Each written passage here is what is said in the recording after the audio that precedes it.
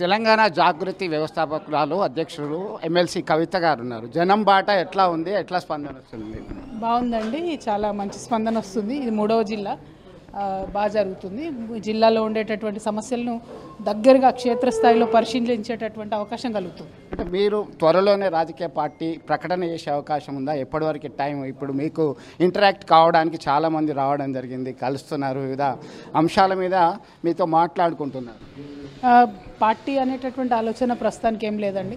ప్రజల్ని కలవడం, ప్రజా సమస్యల పరిష్కారం అనేటటువంటిదే మెయిన్ ఎజెండాగా ముందుకు సాగుతా ఉన్నాం. జూబ్లీ హిల్స్ ఎన్నికలు, ఉప ఎన్నికలు జరుగుతున్నటువంటి నేపథ్యంలో జాగృతి కవిత గారు ఎవరికి సపోర్ట్ చేస్తారు? ఇంతవరకు వారు వాయిస్ ఏం రాలేదు బయటకు అంటున్నారు.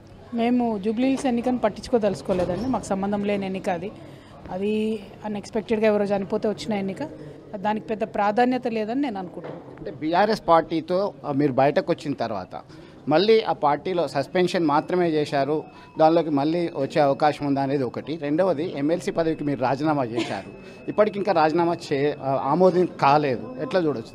అంటే ప్రధానంగా ఒకటండి, బీఆర్ఎస్ పార్టీ సస్పెండ్ చేసిన తర్వాత నేను రాజీనామా చేశాను పార్టీకి. సో అది సస్పెండ్ చేసిరా, టర్మినేషన్ చేసిరా అన్నటువంటిది నాకు అనవసరమైన విషయం.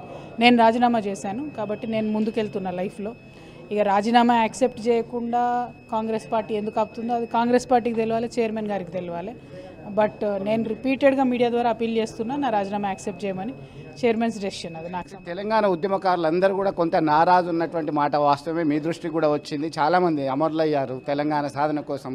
ఇప్పుడు అందరూ టచ్లో ఉన్నారు. ఎప్పుడైతే మీరు జాగృతి పేరుతో వచ్చారో, తిరిగారో, బతుకమ్మ కావచ్చు, ఇతరత్ర అంశాలకు సంబంధించి ఇప్పుడు వాళ్ళకి ఎలాంటి భరోసా ఇచ్చే అవకాశాలు? అంటే ప్రధానంగా ఒకటండి, ఉద్యమం చేసిన మేమందరం కూడా కోరుకున్నది గౌరవము, గుర్తింపు.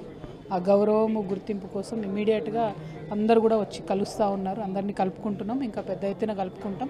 ఫ్యూచర్లో జాగృతి నుంచి ఉద్యమకారుల సంక్షేమం కోసం కాంగ్రెస్ పార్టీ ఏవైతే హామీలు ఇచ్చిందో వాటన్నిటి మీద కూడా ఎడతెగని పోరాటం చేస్తాం. ఆ హామీలు సాధించుకునేంత వరకు కూడా వదిలిపెట్టాం. నేత కవిత చేపట్టినటువంటి జనం యాత్రకు మంచి స్పందన ఉందని, త్వరలోనే తెలంగాణ రాష్ట్ర వ్యాప్తంగా పర్యటిస్తున్నానని చెప్పి స్పష్టం చేయడం జరిగింది.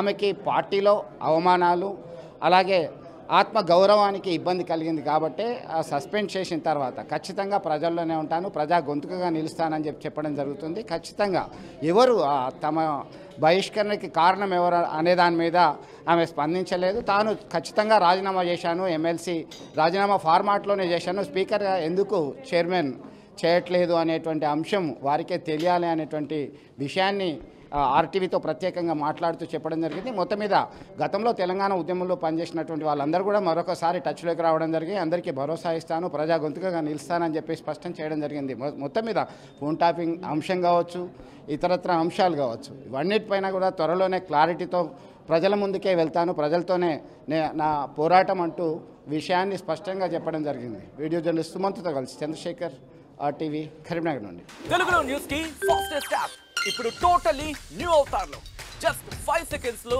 Complete news. సోషల్ మీడియాలో ట్రెండ్స్ కి one stop solution. Live TV app voice search option తో ఇప్పుడే డౌన్లోడ్ చేయండి లేదా అప్డేట్ అయిపోండి. యాప్ లింక్ డిస్క్రిప్షన్ లో ఉంది.